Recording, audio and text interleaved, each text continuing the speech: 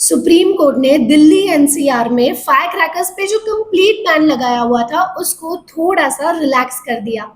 Supreme court ने ये note किया कि इस ब्लैंकेट बैन की वजह से कुछ फायर क्रैकर्स की स्मगलिंग हो रही थी।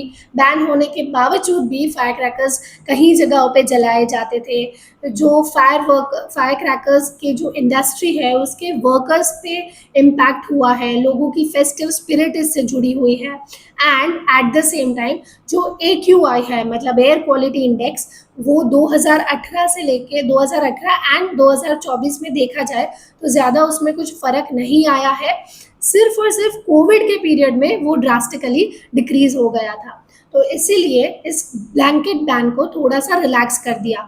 एंड सुप्रीम कोर्ट ने कुछ गाइडलाइंस, कुछ डायरेक्शंस इश्यू की है, जैसे कि सिर्फ ग्रीन फायर क्रैकर्स बेचे जाएंगे, सिर्फ कुछ डेजिग्नेटेड जगहों पे ही फायर क्रैकर्स बेचे जाएंगे, एंड वो भी सिर्फ लाइसेंस्ड जो डिस्ट्रीब्यूटर्स हैं, मतलब जिन्होंने नेरी के पास से लाइसेंस लिया है, सिर्फ वो लोग फायर क्रैकर्स को बेच सकते हैं।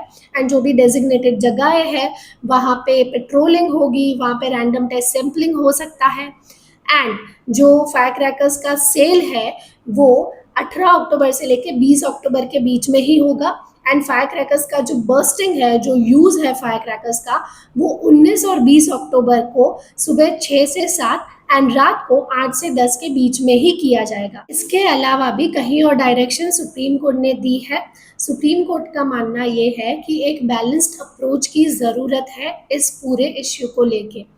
एंड लास्टली सुप्रीम कोर्ट ने ये भी कहा कि ये जो रिलैक्सेशन है वो एक टेस्ट केस की तरह है, एंड सिर्फ और सिर्फ जो स्पेसिफाइड पीरियड है उसके लिए ही इस बैन को रिलैक्स किया गया है।